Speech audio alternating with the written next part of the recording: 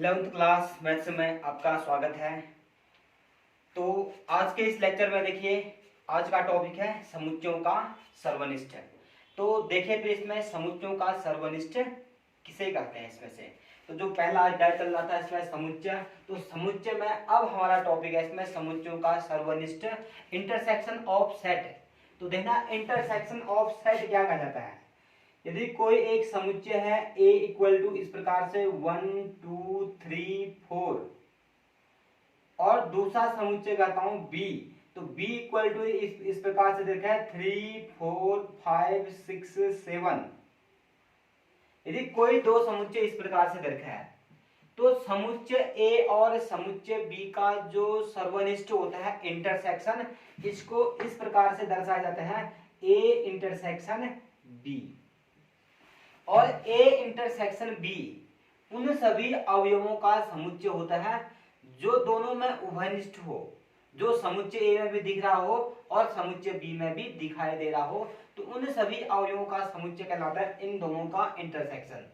तो जैसे समुच्चय A में अभी दो अवयव 3,4, यहाँ भी 3,4, दो अवयव 3 और 4 समुच्चय A में भी दिखाई दे रहा है और 3 और 4 समुच्चय B में भी दिखाई दे रहा है। तो A इंटरसेक्शन B में आ जाएगा 3,4।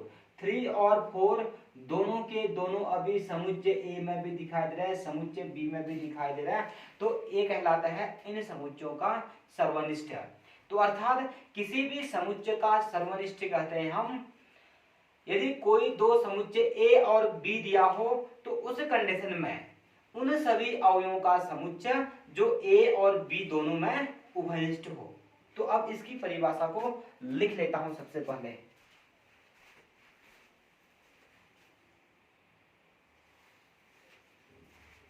तो अब देखिए फिर इसमें इसकी परिभाषा लिख रखा है। इसमें करके है समुच्चय A तथा B का सर्वनिष्ठ उन सभी अवयवों का समुच्चय होता है जो A तथा B दोनों में उभयनिष्ठ हो। और इसका एक एग्जाम्पल लिख रखा है इसमें। तो अब इसके बाद मैं बताता हूं कि समुच्चय के जो सर्वनिष्ठ होते हैं इनके क्या क्या गुणधर्म होते हैं।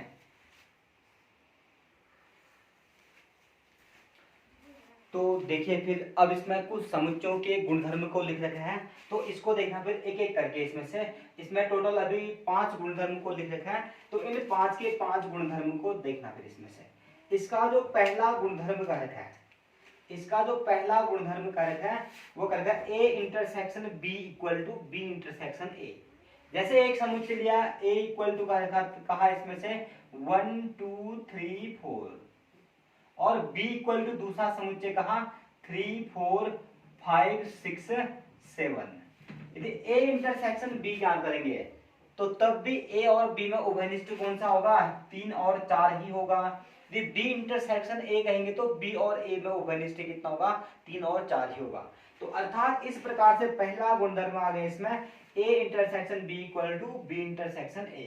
इसी प्रकार से दूसरा गुणधर्म भी आ जाता है, शास्त्रीय नियम का पालन करते हैं, A intersection B intersection C equal to A intersection B intersection C। इस प्रकार से इसमें कोई तीसरा समुच्चय C को कोई भी लेकर के हम ज्ञात कर लेंगे।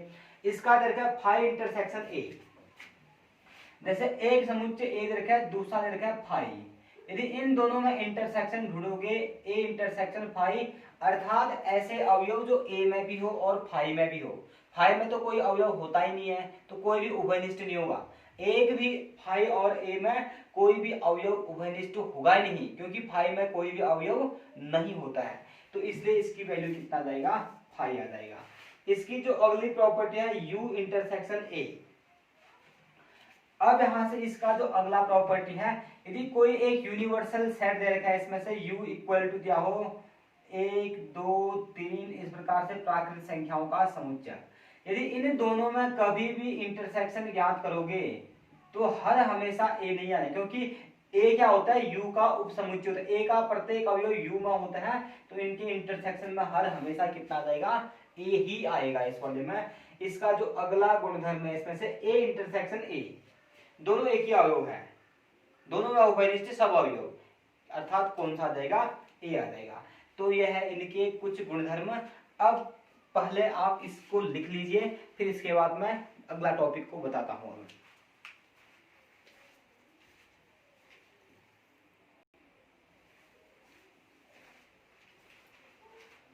तो अब देखिए इसका जो अगला टॉपिक है समुच्चयों का अंतर। तो देखिए फिर समुच्चयों का अंतर किसे कहते हैं। तो समुच्चयों का अंतर होता है यदि कोई दो समुच्चय दिया हो, एक दे रखा है समुच्चय ए इस प्रकार से 1 2 3 4 5 और दूसरा दे रखा है कोई समुच्चय बी इक्वल टू इस प्रकार से 1 2 3 ए बी सी इस प्रकार का।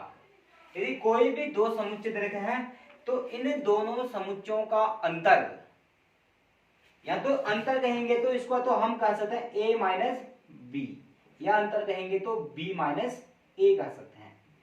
तो जब हम इन दोनों समुच्चयों का अंतर a माइनस बी करते हैं तो इन दोनों समुच्चयों का अंतर a माइनस बी होता है समुच्चय a के उन सभी अवयवों का समुच्चय जो समुच्चय b में स्थित नहीं होता है। अर्थात a माइनस बी होता है a के वे सभी अवयव जो b में स्थित नहीं हो। तो जैसे a माइनस बी कहा तो इसमें आ जाएगा समुच्चय a के सभी अवयवों का समुच्चय जो b में नहीं। एक यहाँ दिख रहा है, दो यहाँ दिख रहा है, तीन यहाँ पर है, चार नहीं है तो एक आ जाएगा चार, पांच यहाँ पर नहीं है तो दूसरा कितना आ गया है, पांच आ गया है। तो a माइनस बी होता है समुच्चय a के वे सभी अवयव जो b में स्थित नहीं होता है। और नंबर दूसरा यदि b माइनस ए कहें तो समुच्चय b माइनस ए का अर्थ होता है समुच्चय b के वे सभी अवयव जो a में स्थित नहीं हो। तो b माइनस ए तो b के वे सभी अवयव का अर्थ है जो a में स्थित नहीं होगा। जैसे अब देखते हैं b 1 समुच्चय ए में है, 2 समुच्चय ए में है, 3 समुच्चय ए में है, a नहीं है तो a b भी नहीं है और c भी नहीं है। तो a माइनस बी हो गया है समुच्चय a के वे सभी अवयव जो b में स्थित नहीं होता है। और नंबर दूसरा b माइनस ए हो जाएगा समुच्चय b के वे सभी अवयव जो a में स्थित नहीं होता है। तो अब इसकी परिभाषा को भी लिख लेता हूं मैं।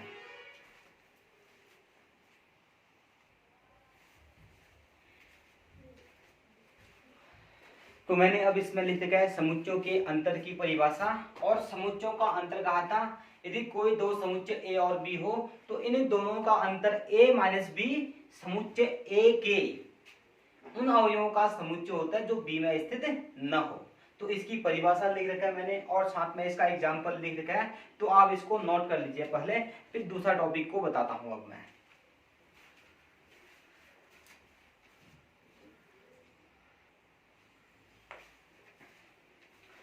तो इसके बाद अब जो अगला टॉपिक है समुच्चय का पूरक। तो देखिए फिर समुच्चय का पूरक क्या होता है, कॉम्प्लीमेंट ऑफ सेट क्या होता है। तो समुच्चय का पूरक होता है यदि कोई एक सार्वत्रिक समुच्चय दिया हो,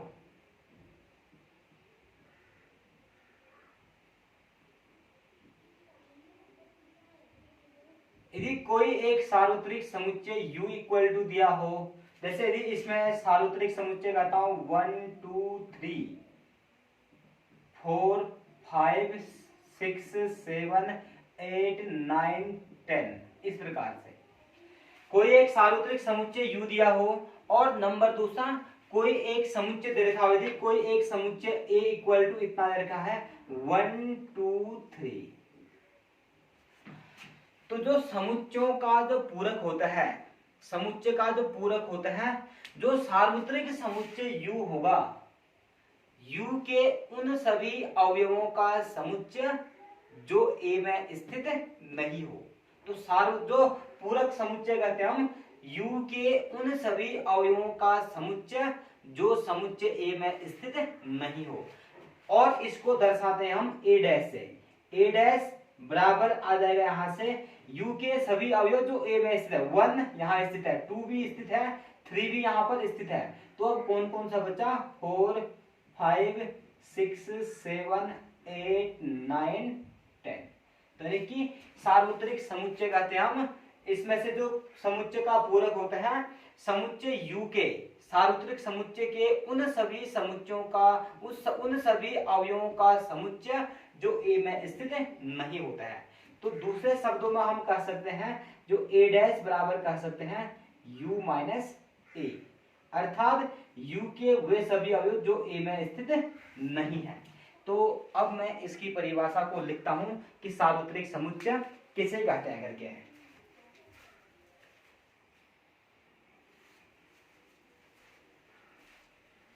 तो देखिए फिर अब इसमें मैंने पूरक समुच्चय की परिभाषा को लिख रखा है। तो आप इन सभी टॉपिक को ध्यान से समझे इसमें से, और इसको लिखते रहिए, अपनी कापी में लिखते रहिए इसमें से। तो सबसे पहले आप एक बार इसको भी लिख लीजिए और ध्यान से इस टॉपिक को समझते रहिए।